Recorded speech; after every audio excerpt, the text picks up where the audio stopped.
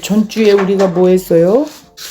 내 손에서 저희를 내 손에서 빼앗을 자가 없느니라. 택한 그들을 내 손에서 빼앗을 자가 없느니라. 그러니까 하나님이 택한 자녀들은 하나님께서 예수님께로 보내주셨는데 그 예수님께로 보내주신 자들, 그들 한 사람도 그 어떤 것이 빼앗을 수 없다라는 거예요. 자, 오늘은 이제 10장 마지막 마무리네요. 10장에 30절서부터 42절. 주제는 나와 아버지는 하나니라, 나는 하나님의 아들이라, 이렇게 주제를 잡았어요. 자, 30절서부터 42절까지 말씀을 함께 읽어보겠습니다. 나와 아버지는 하나이시니라 하신대 유대인들이 다시 돌을 들어 치려 하거늘 예수께서 대답하시되 내가 아버지로 말미암아 여러 가지 선한 일을 너희에게 보였거늘 그 중에 어떤 일로 나를 돌로 치려 하느냐. 유대인들이 대답하되 선한 일을 말미암아 우리가 너를 돌로 치려는 것이 아니라 신성 모독으로 인함이니라. 내가 사람이 되어 자칭 하나님이라 함이로다. 예수께서 이르시되 너희 율법에 기록된 바 내가 너희를 신이라 하였노라 하지 아니하였느냐? 성경은 패하지 못하나니 하나님의 말씀을 받는 사람들은 신이라 하셨거늘 하물며 아버지께서 거룩하게 하사 세상에 보내신 자가 나는 하나님의 아들이라 하는 것으로 너희가 어찌 신성 모독이라 하느냐. 만일 내가 내 아버지의 일을 행하지 아니하거든 나를 믿지 말려니와 내가 행하거든 나를 믿지 아니할지라도 그 일을 믿으라. 그리하면 너희가 아버지께서 내 안에 계시고 내가 아버지 안에 있음을 깨달아 알리라 하시니라. 그들이 다시 예수를 잡고자 하였으나 그 손에서 벗어나 나가시니라. 다시 요단강 저편 요한이 처음으로 세례 베풀던 곳에 가사 거기 거하시니 많은 사람이 왔다가 말하되 요한은 아무 표적도 행하지 아니하였으나 요한이 이 사람을 가리켜 말한 것은 다 참이라 하더라. 그리하여 거기서 많은 사람이 예수를 믿느니라. 이 말씀 속에 한번 우리가 이게 본문을 좀 살펴본다면, 자, 30절에 나와 아버지는 하나니라 이렇게 써요. 그러니까 이 사람이 이제 안식일도 범하고 하더니 이제는 자기가 자칭 하나님과 하나래. 이 신성 모독하는 죄를 범했다고 이렇게 하지요. 그게 이제 예수님이 내가 선한 일을 한 거 너희들 알지 않냐? 왜 그걸로 돌로 치려고 그러냐? 그러니까 어떻게? 그게 아니야. 네가 신성 모독함으로써 그러는 거야. 자칭 하나님이라 하였잖니? 이런 식인 거야. 그러니까 예수님 뭐라 그래요? 여기가 좀 우리가 정말 바로 알아야 할 곳이에요. 34절 보면 예수께서 이르시되 너희 율법에 기록된 바 이렇게 나왔는데 기억 있죠? 그 간주를 보면은 시편 82편 6절에 이제 말씀이 있어요. 그 재판장이 재판을 할 때 의롭게 재판을 해야지 잘못하면 어떻게 돼?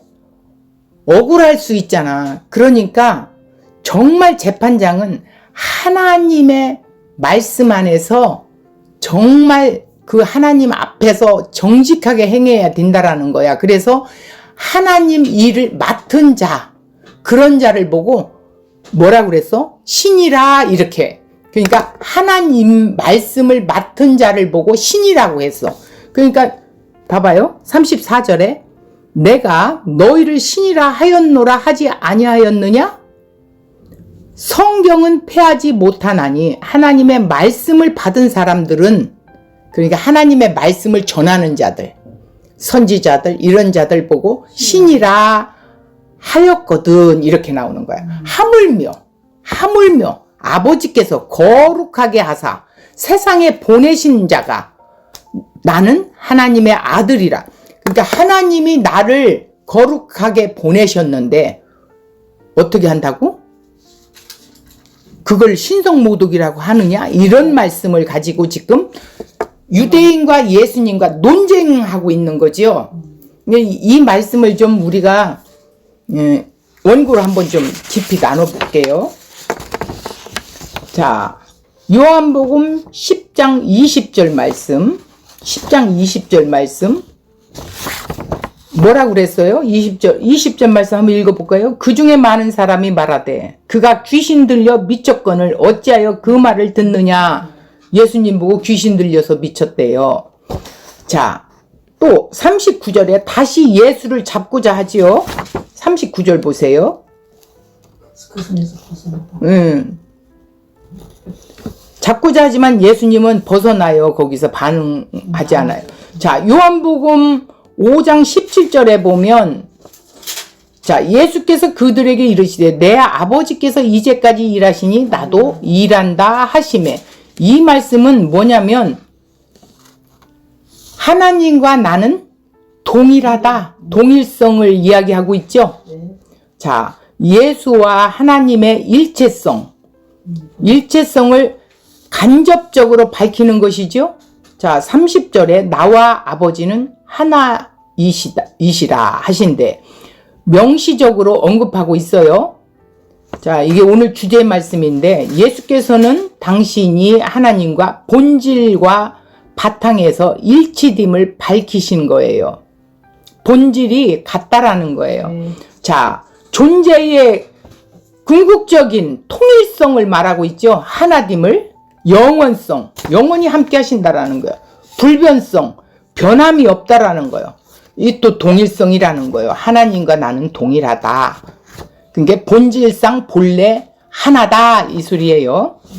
아버지와 아들의 일치는 존재의 동일성에 근거하기 때문에 영원하며 변하지 않는다는 거예요. 아버지와 아들이 본질에 있어서 하나이심을 알게 하지요.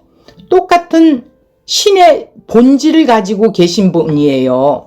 예수님의 이러한 주장은 유대인들로 당장 돌을 집어들어 던지게끔 할 만큼 커다란 분노를 일으키는 결과가 초래하고 있죠.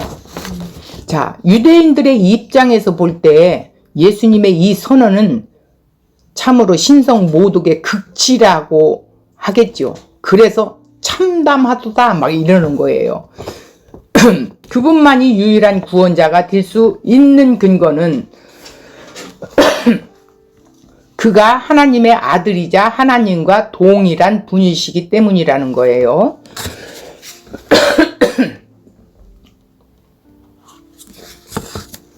자, 31절 유대인들이 다시 돌을 들어 치려 하거늘 예수님은 유대인들 앞에서 자신을 하나님과 하나임을 이렇게 계속 주장하지요.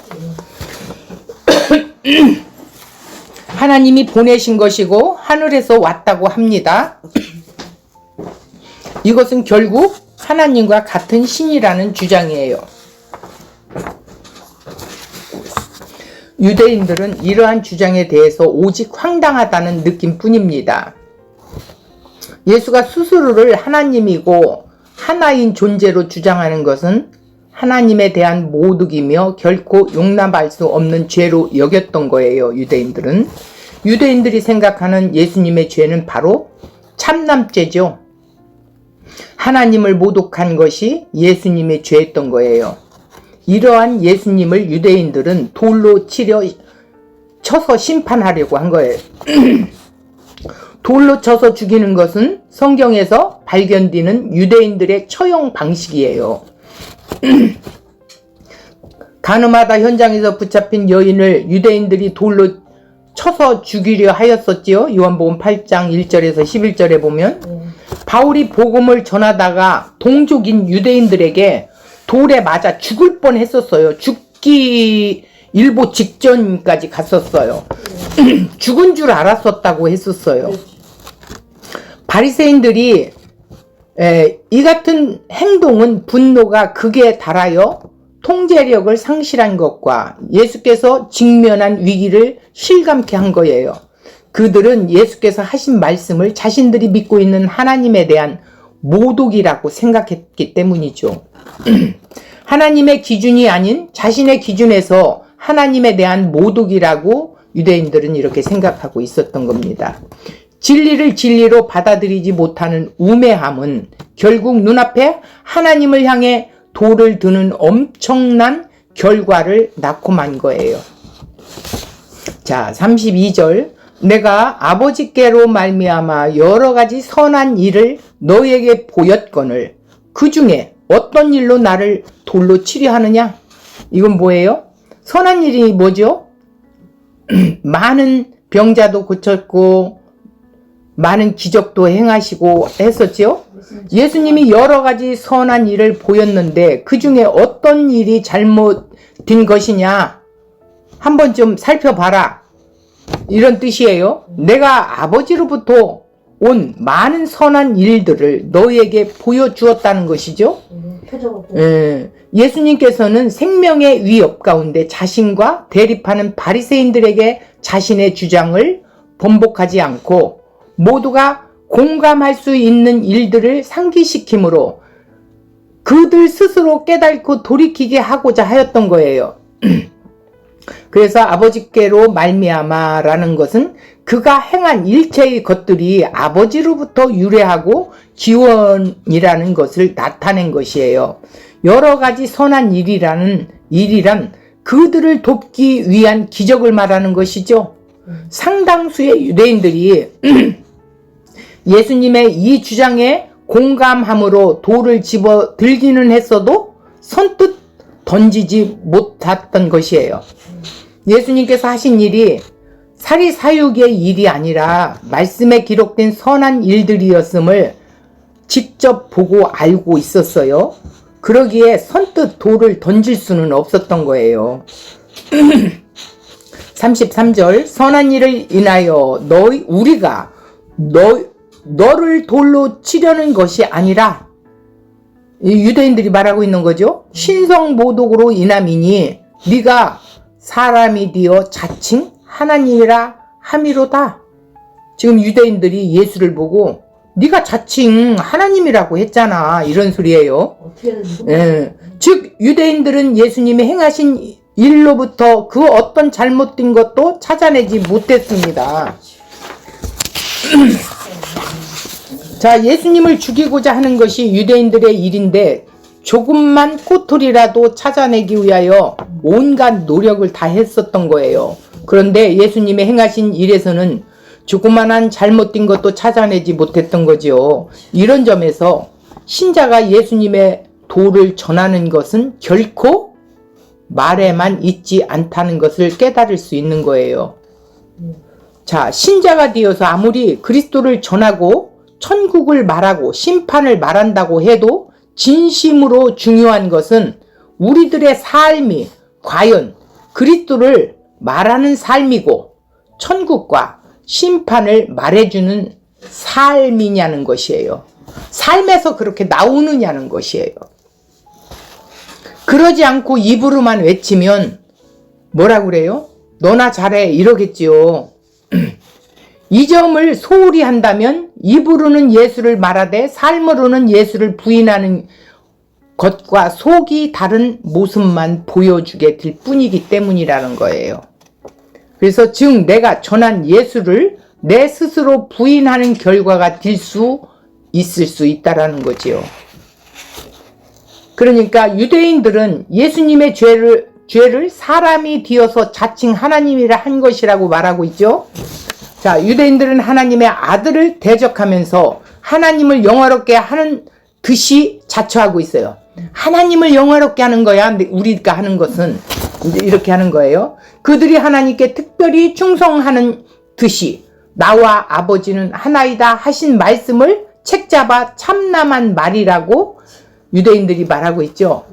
자, 이 유대인들은 예수님의 그 말씀이 진리와 신실에 근거한 여부는 알아보지 않고 먼저 정죄하고만 있어요.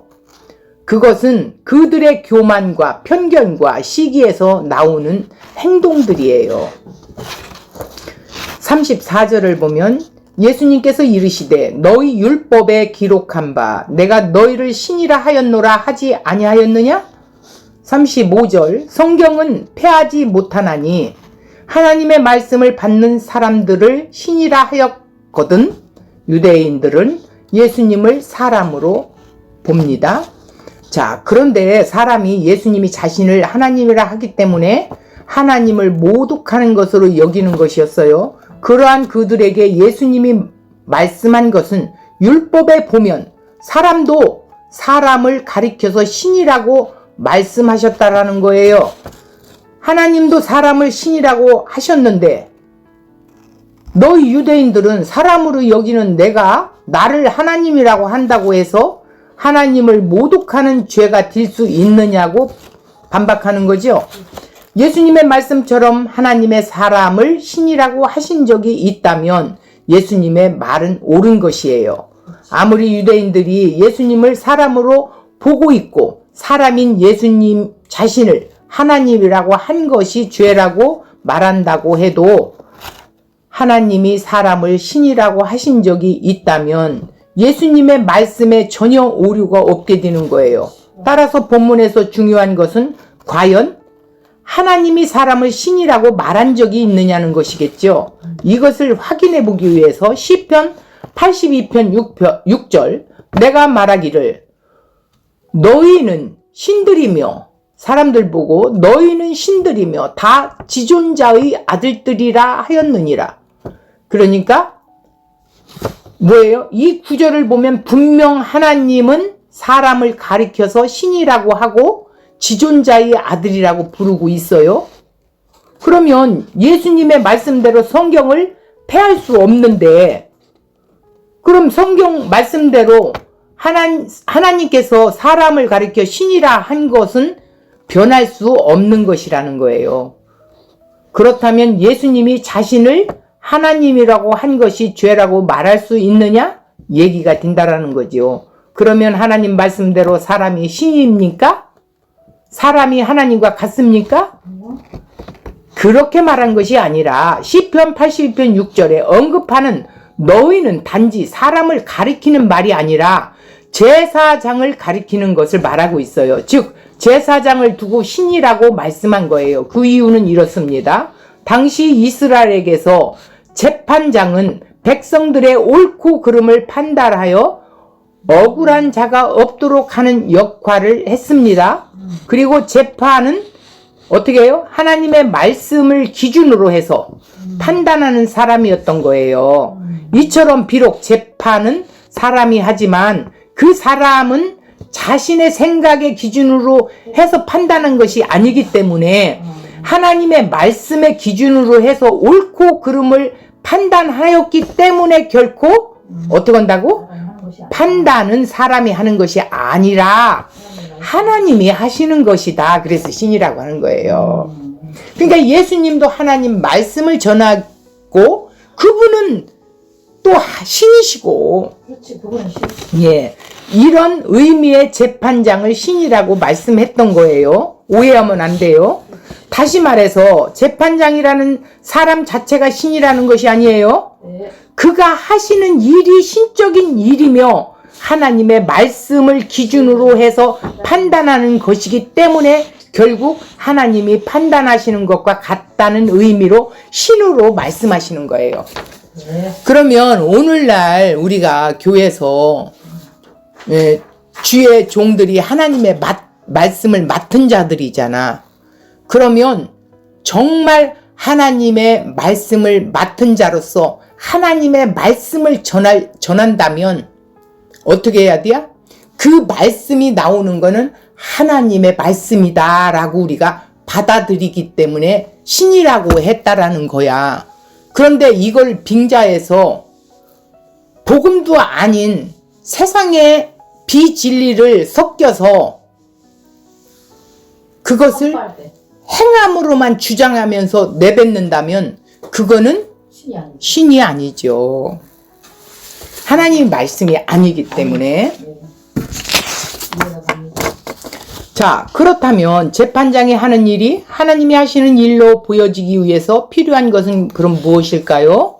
재판장이 사사로이 자기 유익에 매이지 않고 자신의 권위를 이용하려 하지 않고 하나님의 말씀만을 기준으로 해서 옳고 그름을 판단하는 것이죠.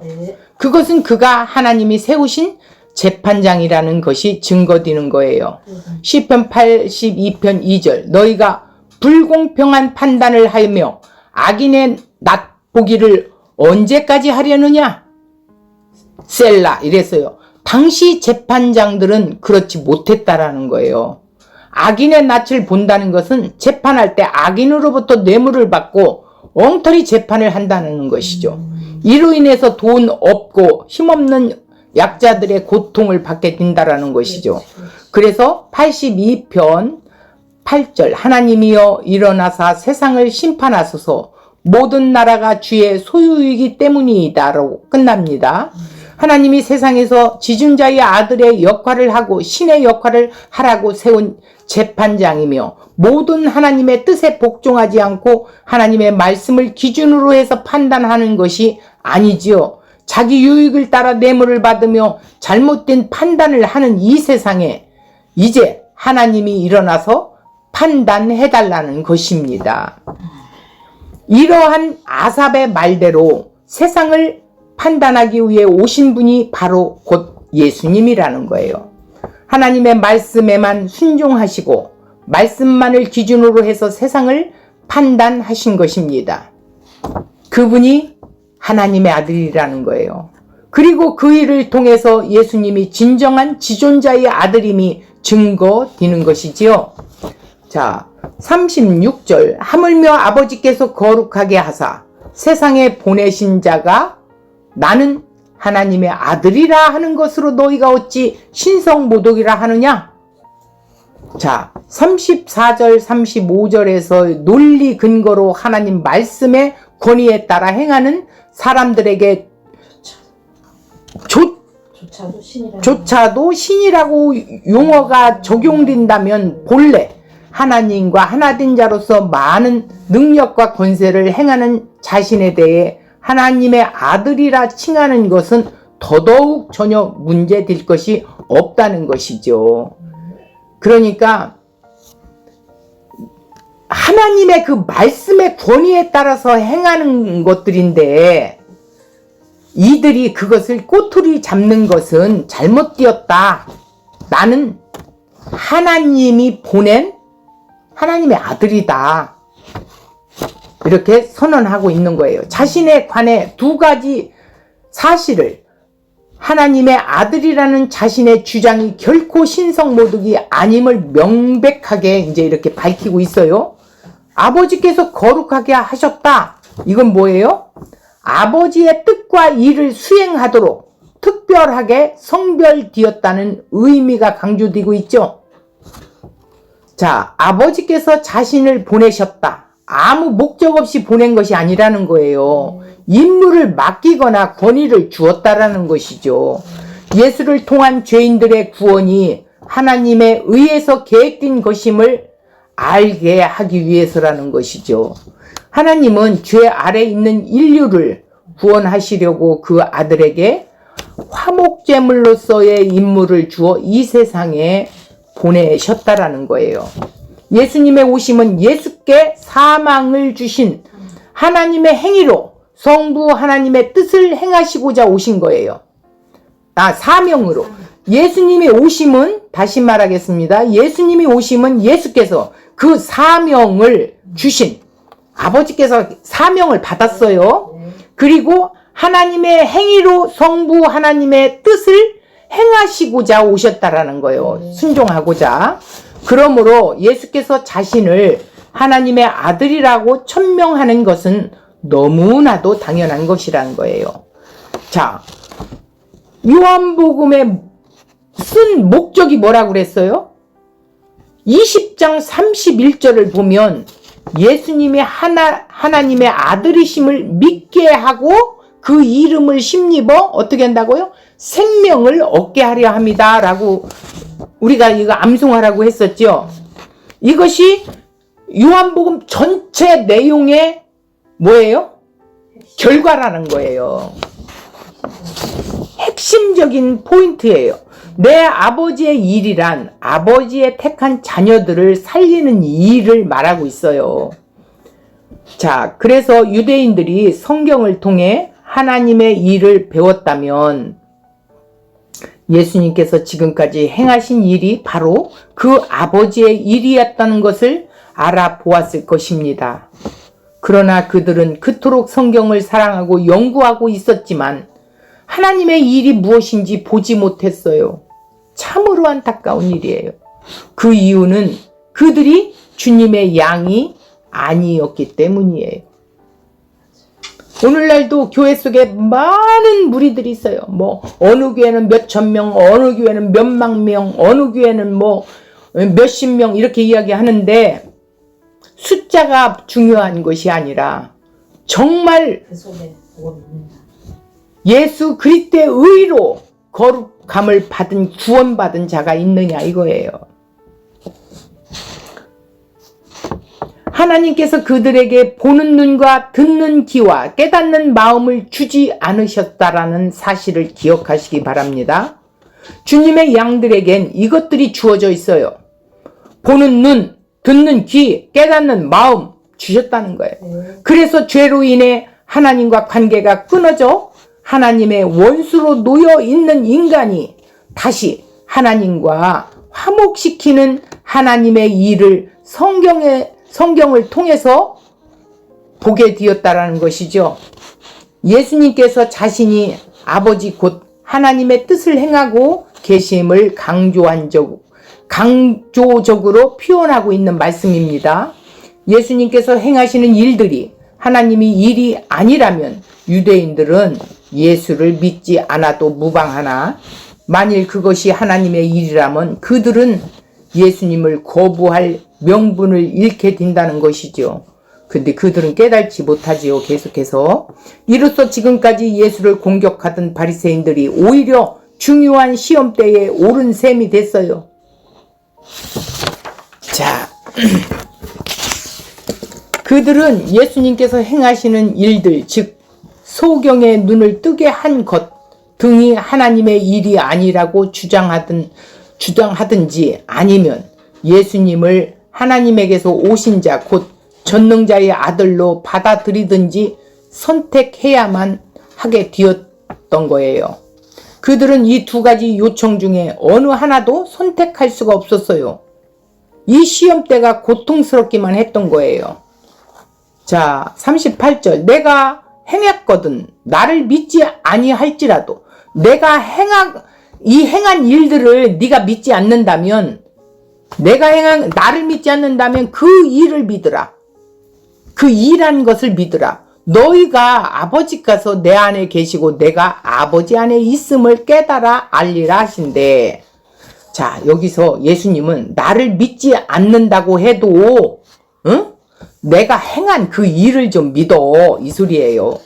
예수님의 행하신 일은 하나님의 일이기 때문에 그 일을 믿는 것이 하나님을 믿는 것이라는 것이죠. 믿는다는 것은 예수라는 분을 하나님으로 십자가에 죽으신 분으로 알아보고 인정해 주는 것을 말하는 것이 아니라 뭐라고요? 예수님이 행하신 일에서 하나님을 보게 되고 그 하나님을 믿는 것이 참된 믿음이라는 것이에요. 나를 믿지 아니할지라도 예수님이 하나님인 것을 믿어주는 것이 중요한 것이라는 거예요. 자, 예수님 보고 참담하도다 이랬지요. 네가 신이냐? 네가 하나님이냐? 그런데 예수님은 계속해서 어떻게 맞대응하지요? 예수님이 행하신 일에서 하나님을 알게 되고 그 하나님을 믿는 것이 중요함을 말하는 것이죠. 그 일을 믿으라. 그를 행하신 이적들이 초자연적이고 사람으로 할 수 없는 것이다. 하나님이 아버지께서 예수님 안에 계신 표적인 사실을 믿으라는 뜻이에요. 그리스도께서 아버지 하나님 안에 계신 다함은 그리스도께서 전적으로 자기를 포기하심으로 하나님 아버지의 모든 부요에서 모든 것을 가져오심을 가리키는 거예요. 그러니까 자기 것은 하나도 없어요. 예수님의 이적은 이렇게 땅에 계시면서 죄의 증상을 깨끗하게 함으로 하나님 나라를 드러내 보여주셨어요. 증상이 뭐예요? 죄의 증상? 죄로 인해서 발생된 것들이 뭐예요? 질병, 또 가난, 고통, 이런 것들이죠. 자, 이런 증상을 예수님이 깨끗하게 함으로 하나님 나라를 드러내 보여주신다라는 거예요. 그걸 통해서 예수님이 누구며 그분이 우리의 구원자심을 깨달아 알아야 되는데 이렇게 보여주시는데도 그들은 깨닫지 못하고 있죠.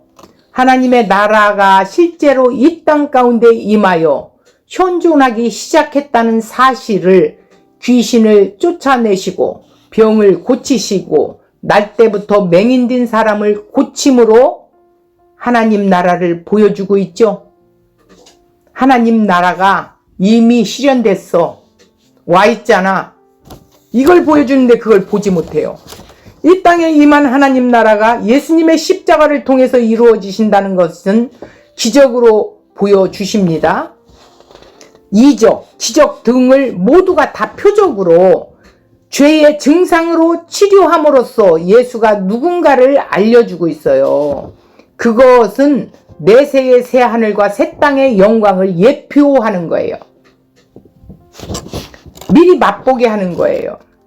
39절, 그들이 다시 예수를 잡고자 하였으나 그 손에서 벗어나 나가시더라. 자, 아직도 때가 이르지 않았기 때문에 무슨 때? 십자가에 죽으실 때지요. 자, 하나님께서 허락하시지 않으심으로 원수들이 그를 해하지 못하고 있어요. 40절, 다시 요단강 저편 요한이 처음으로 세례 베풀던 곳에 가서 거기 거하시고 계셔요. 자, 41절, 많은 사람이 어떻게 했어요? 나왔지요? 요한은 아무 표적도 행하지 않았지요? 그런데 요한이 이 사람을 가리켜 말한 것을 어떻게 해요? 다 참이구나. 이렇게 그들이 믿었대요. 그리하여 거기서 많은 사람이 예수를 믿으니라 이렇게 돼 있어요. 그러니까 예수님이 요단강 저편 요한이 처음으로 세례 베풀던 곳에 갔습니다. 왜 거기를 갔을까요? 이적을 보여주고 말씀을 들려주어도 교만한 자들이 안 믿으니까 믿을 수 있는 사람들이 있는 곳으로 가신 것입니다. 세례 요한은 아무 이적도 행하지 않았으나 예수님을 바로 증거했다라는 거예요. 우리도 이적을 보이는 게 문제가 아니라 예수님이 누구신가를 바로 내가 만난 그분을 바로 증거할 수 있어야 된다라는 거예요. 따라서 그 증거한 말씀이 참된 것으로 드러났던 거예요. 그러므로 많은 사람들이 예수님을 믿게 되었죠. 전도자에게 필요한 것이 뭐예요? 예수 그리스도를 진실히 증거하는 것뿐이에요. 그러면 이 말씀을 맡은 목회자들은 무엇을 증거해야 돼요? 행하라 하지 말고 이 예수님을 증거해야 돼요. 누구신가? 왜 오셨는가? 왜 인간으로 오셨는가? 구체적으로 그분에 대해서 말씀하셔 주셔야 된다는 거예요. 이적을 행하는 여부는 근본 문제가 아닙니다. 예수님에 대한 그의 증거가 참된 것만은 중요합니다. 세례 요한의 증거는 하나님 말씀뿐이었어요. 세례 요한은 예수님을 증거할 때 자기 마음대로 하지 않았어요. 하나님의 말씀대로만 했어요. 그 말씀을 마침내 그대로 효과를 발생했지요. 누가 나타나셨어요? 내 뒤에 오시는 하나님의 어린 양이라고. 예, 그분이 나타나셨음을.